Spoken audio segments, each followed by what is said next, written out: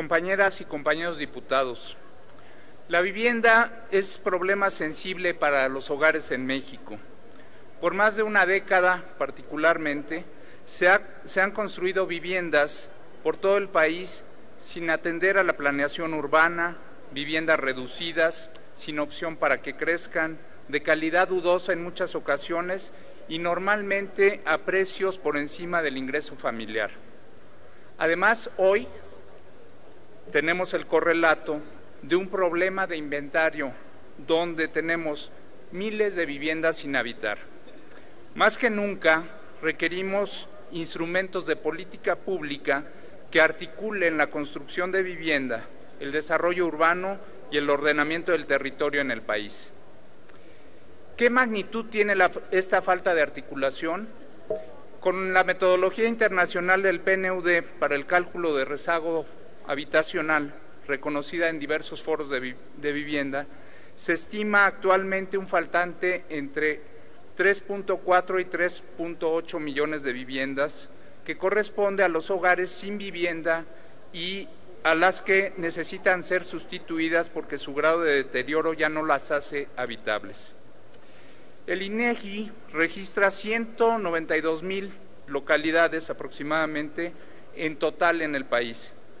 Viven en condiciones de dispersión y con muchas carencias de habitabilidad en poco más de 190,000 de esas localidades, 1 de cada 4 mexicanos y mexicanas, es decir, alrededor de 32.4 millones de compatriotas. Ahí se tienen 7.6 millones de viviendas edificadas. En el otro extremo, en solo 75 localidades conurbadas, existen 11.6 millones de vivienda y 44.8 millones de personas las habitan. Según el INEGI, en el Censo de Población y Vivienda de 2010, se registra en México un aproximado de 5.739.000 personas con capacidades diferentes, representando el 5.1% del total de la población mexicana y teniendo predominancia en este grupo de población las mujeres, que representan más del 50% del total. El Coneval, por otro lado, reportó que para 2006, de acuerdo con la encuesta nacional de ingreso-gasto de los hogares, se registraron 44.7 millones de mexicanos que vivían en condiciones de pobreza patrimonial, 42% del total de los habitantes del país. Esto significa que cada uno de ellos tuvo un ingreso total inferior a los 1,625 pesos, lo cual les impidió adquirir sus requerimientos básicos de alimentos, salud, educación, calzado, vivienda y transporte público, aun si el total de los ingresos percibidos lo hubiesen dedicado exclusivamente a satisfacer estas necesidades. De nada sirve tener un cálculo del rezago habitacional y las estimaciones de las necesidades de vivienda si en ambos casos no se vinculan con las metas anuales de construcción y mejoramiento habitacional, así como de financiamiento para ordenar poco a poco el territorio y habitar de mejor manera el país. Por ello, pongo a su consideración, compañeras y compañeros diputados, 2 modificaciones a la Ley de Vivienda.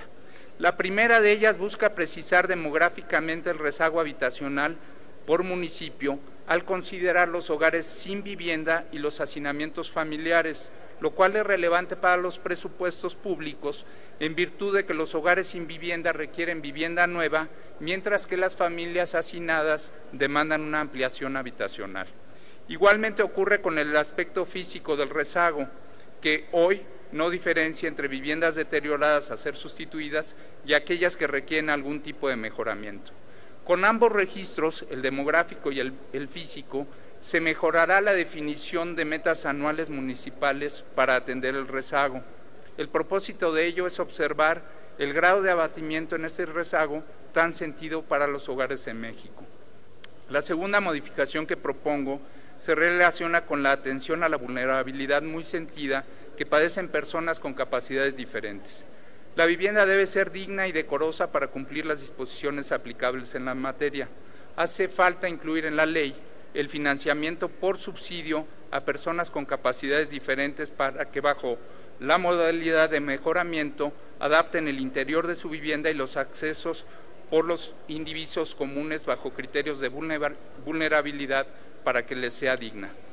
Compañeras y compañeros diputados, concluyo y quisiera pedir, señor presidente, si se puede insertar en el diario de debates íntegra esta presentación, diciendo: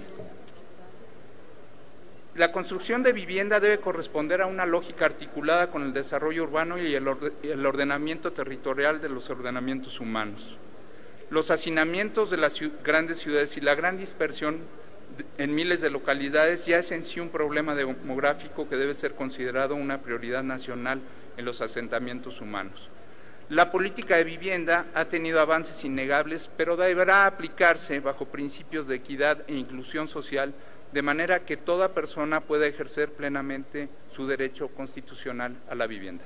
Es cuanto, señor presidente.